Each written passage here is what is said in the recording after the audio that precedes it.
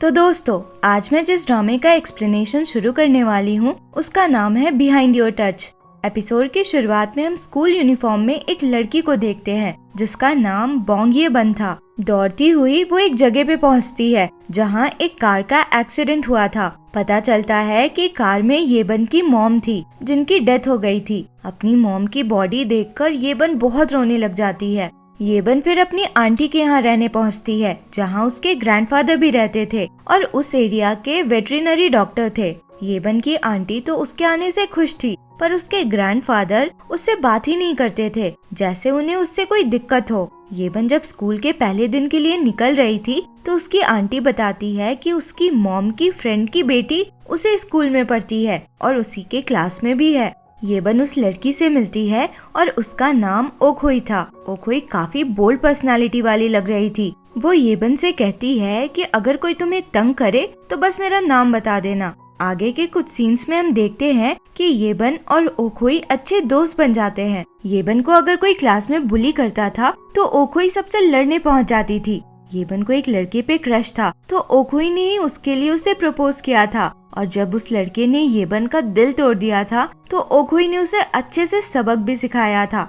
येबन पढ़ाई में अच्छी थी। उसने सीसैट यानी कॉलेज एंट्रेंस एग्जाम में बहुत अच्छे मार्क्स स्कोर किए थे और अपने ग्रैंडफादर की तरह वो भी वेटरिनरी स्कूल जाने वाली थी, पर उसका रिजल्ट देखकर भी उसके ग्रैंडफादर कोई रिस्पॉन्स नहीं देते हैं। कॉलेज के लिए जाते समय येबन अपनी आंटी से कहती है कि वो बहुत अच्छी वेट बनकर वापस आएगी और अपने ग्रैंडफादर के प्रैक्टिस को एक्सपैंड करेगी। सीन शिफ्ट होता है और हम 7 साल बाद का देखते हैं। येबन अब वेटरिनरी डॉक्टर बनकर वापस आ चुकी थी और अपने ग्रैंडफादर के क्लिनिक में ही उसने अपना हॉस्पिटल खोला था, बोंग्स एनिमल हॉस्पिटल के नाम से। इसी हॉस्पिटल में काम करते हुए 8 साल और बीत जाते हैं। मतलब अब हम टोटल 15 साल बाद का सीन देखते हैं। येबन अपनी आंटी मिस जंग के साथ उसी हॉस्पिटल में काम कर रही थी और वो उनपे गुस्सा कर रही थी क्योंकि मिस जंग उसे एक गाय के चेकअप के लिए भेज रही थी। येबन कह रही थी कि उनका हॉस्पिटल सिर्फ पेट एनिमल्स जैसे कुत्ते बिल्लियों को देखता है और इसलिए वो एक गाय को देखने नहीं जाना चाहती थी।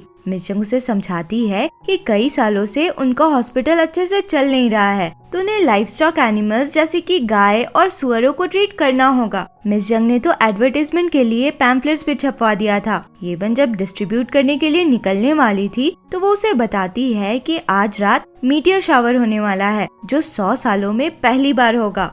दूसरी तरफ हम एक डिटेक्टिव को देखते हैं जिसका नाम मून जैंग था। उसे सॉल से इस छोटे से टाउन में ट्रांसफर किया गया था और अभी ही पहली बार वो यहाँ पहुँचा था।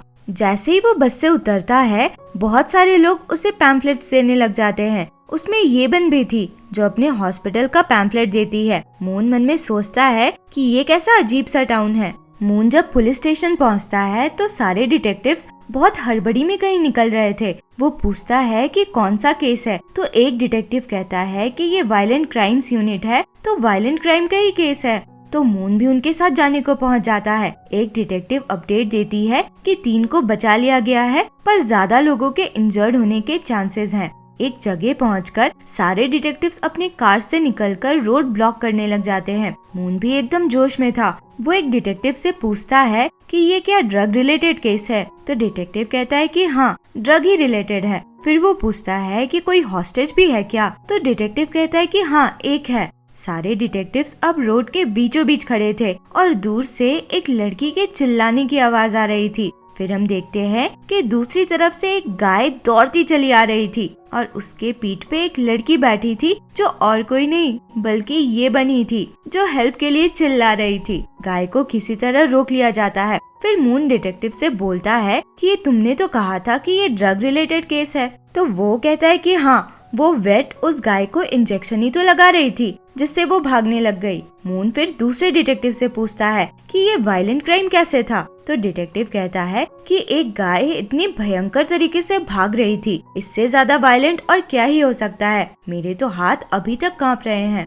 बाद में मून उस डिटेक्टिव जिसका नाम बेगद्योक था उससे पूछता है कि ये किस तरह का टाउन है तो वो बताता है कि यहाँ के लोग बहुत अच्छे हैं इसलिए यहाँ पे कोई क्राइम्स ही नहीं होता। ये जानकर मून परेशान हो जाता है क्योंकि उसका यहाँ ज्यादा दिन रहने का प्लान नहीं था। वो चाहता था कि 1 महीने में ज्यादा से ज्यादा केसेस सॉल्व करके अपने पॉइंट्स बढ़ा ले, ताकि उसे फिर से सॉल बुला लिया जाए। मून के पास रहने की जगह नहीं थी, तो बैकडॉग उसे एक लॉज ले जाता है जहाँ रूम रेंट पे मिलता था, और वो लॉज ओखुई की फैमिली चलाती थी। ओखुई की घूरती आंखें देखकर मून बैकडॉग से कहता है कि ऐसी आंखें तो मैंने क्रिमिनल्स की देखी हैं। इस पे बैकडॉग कहता है कि हाँ, मेरी बहन का चेहरा डरावना तो है। ओखुई और बैकडॉग सिबलिंग्स थे, पर वो अपनी बहन से परेशान रहता था क्योंकि वो उसे बहुत बुली करती थी। ओखुई के जाने के बाद मून बैकडॉग से पूछता है कि ये हमेशा ऐसी कॉन्फिडेंट रहती है क्या? तो वो कहता है कि ये कॉन्फिडेंट नहीं है, पागल है। मैं तो सिर्फ इसी उम्मीद में डिटेक्टिव बना हूँ कि किसी दिन अपनी बहन के हाथों में हथकड़ी लगाकर उसे जेल में डाल सकूं। इधर येबन अपनी आंटी से कहती है कि अब वो किसी गाय को ट्रीट नहीं करेगी, उस गाय ने उसे किक मारा था। तो मिस जंग उसको समझाती है कि हमारा मेन इनकम तो गाय के इलाज से ही आता है। तभी वहाँ एक आदमी आता है जिसकी गाय प्रेग्नेंट थी। येबन तो बिल्कुल नहीं जाना चाह रही थी, पर मिस जंग उसको समझाती है कि डर से ज्यादा जरूरी पैसा है। अभी जाने से डबल फी मिलेगा क्योंकि रात का टाइम है। उनकी बात से हमें ये भी पता चलता है कि इस जगह का येबन अपने ग्रैंडफादर को रेंट देती थी। अब रेंट देने में डिले ना हो, इसलिए येबन को जाना पड़ता है। वहाँ पहुंचकर येबन अभी उस गाय का चेकअप कर ही रही थी कि मीटियोर शावर शुरू हो जाता है और एक शूटिंग स्टार सीधे आकर येबन के हाथों में लगता है और एक ब्लास्ट जैसा होता है। येबन को होश आता है तो वो अपने बेड पे थी। उसकी आंट उसको जगह देखकर दौड़ती हुई उसके पास आती है और बताती है कि वो 3 दिन से सोई हुई थी। ये जानकर येबन बहुत हैरान होती है। वो कंफ्यूज सी अपनी क्लिनिक पे आती है तो अपनी बिल्ली को देखकर प्यार से उसको गोद में उठाती है। तभी उसे उस बिल्ली की मेमोरीज दिखती है। वो पहले तो डर के बिल्ली को छोड़ देती है, पर फिर से ट्राई करती है। पहले वो बिल्ली के सिर पे सहलाती है तो कुछ नहीं होता। फिर वो बिल्ली के बॉडी को छूती है तो भी कुछ नहीं होता।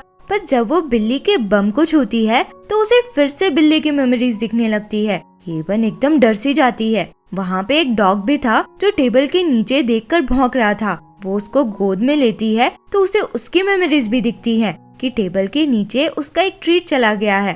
वो चेक करती है तो वाकई में वहाँ था। येबन को समझ नहीं आ रहा था कि हो क्या रहा है। तभी वहाँ एक लेडी उसकी आंटी के लिए एक फिश लेकर आती है। वो उस फिश को छूती है तो उसकी भी मेमोरीज उसे दिख जाती है। येबन फिर एक डॉक्टर के पास जाकर अपना चेकअप कराती है तो डॉक्टर बताता है कि उसे कुछ नहीं हुआ है, वो तो बिल्कुल ठीक है। येबन अपनी सिचुएशन उसे एक्सप्लेन करने की कोशिश करती है तो डॉक्टर उसे एक साइकियाट्रिस्ट से मिलने बोल देता है। वापस आकर येबन कंफर्म करने के लिए फिर से अपने डॉग के बम को छूती है तो उसे इस डॉग के लाइफ में जो कुछ भी होता था, जो कुछ भी वो डॉग देखता था, वो सब दिखने लगता है।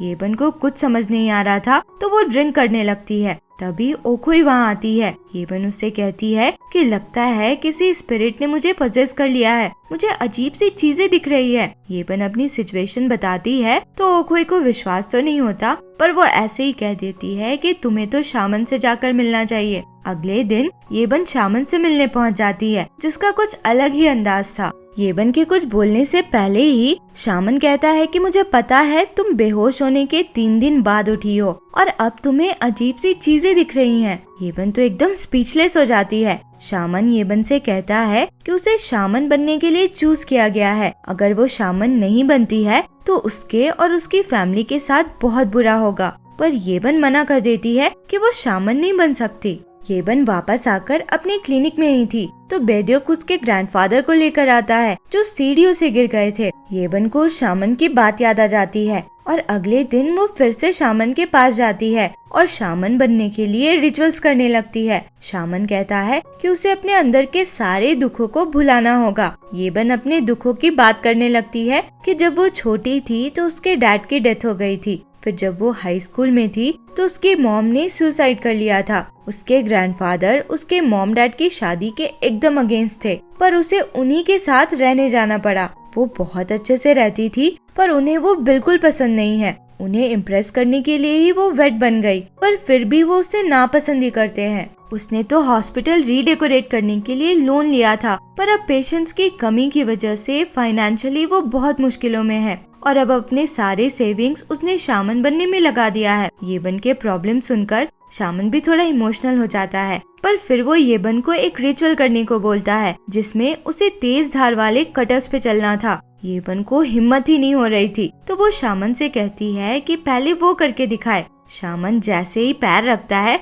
उसके पैर में कट लग जाता है और वो चिल्लाने लगता है। येबन को अब समझ आ जाता है कि शामन फ्रॉड है और वो उससे अपने सारे पैसे ले लेती है। नेक्स्ट सीन में येबन कुछ वीडियोस देखती है जिसमें एक लेडी को भी उसके जैसे साइकोमेट्रिक पावर्स थे, जिसमें वो पास्ट इवेंट्स के विजन्स देख पाती थी किसी भी चीज या इंसान को छू करके। येबन अब मन में सोचती है कि उसे भी चेक करना चाहिए कि उसके पावर्स इंसान में काम करते हैं या नहीं, पर ये चेक करने के लिए उसे किसी इंसान के बम को छूना पड़ता। मौका देखकर वो बस में एक आदमी को पीछे टच करती है, पर उसे कुछ नहीं दिखता। वो सोचती है कि एक बार और टच करके देखना चाहिए, पर वो जैसे ही टच करती उससे पहले कोई उसके हाथ में हथकड़ी लगा देता है। वो मून ही था। वो उसे पुलिस स्टेशन ले जाता है और पूछता है कि वो उस आदमी के साथ मिसबिहेव क्यों कर रही थी। अब येबन सोचती है कि इसे कैसे समझाए, तो पहले कहती है कि तुम्हारे पास प्रूफ क्या है कि मैंने ऐसा कुछ किया। तो मून अपने फोन में से उसकी रिकॉर्डिंग दिखा देता है।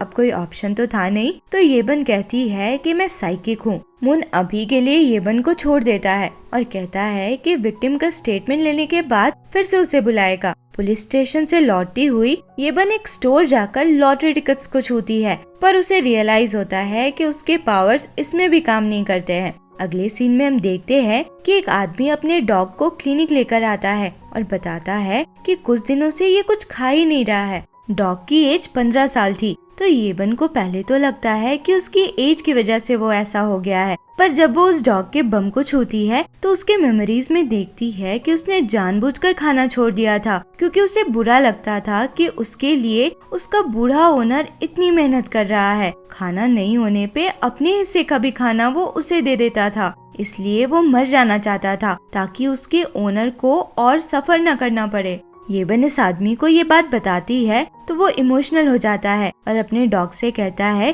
कि तुम्हारी वजह से ही तो मैं जिंदा हूँ, तुम्हारे अलावा तो मेरा कोई है ही नहीं। तुम अच्छे से लाइफ जियोगे तभी तो मैं शांति से यहाँ से जा पाऊंगा, तुम्हें भेजकर।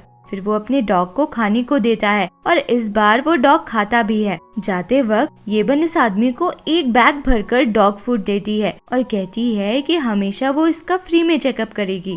तभी बेगद्योक और मून वहाँ पहुँचते हैं एक मैट्रेस लिए हुए। पता चलता है कि मून इसी बिल्डिंग में रहने वाला था। दोनों जब मैट्रेस लेकर ऊपर जा रहे थे तो मून का बैलेंस बिगड़ जाता है और उसे गिरने से रोकने के लिए येबन उसे पीछे से पकड़ लेती है और उस समय उसे विजन्स में उसकी मेमोरीज दिखती हैं। मून को लगता है कि येबन ने उसे जानबूझकर टच किया और वो उसे लिटरली पटक देता है। और इसी के साथ ये एपिसोड यहाँ खत्म होता है। आगे क्या हुआ इसके लिए मिलते हैं अगले वीडियो में। अगर एक्सप्लेनेशन पसंद आया हो तो लाइक, शेयर एंड सब्सक्राइब करें। Thank you for watching.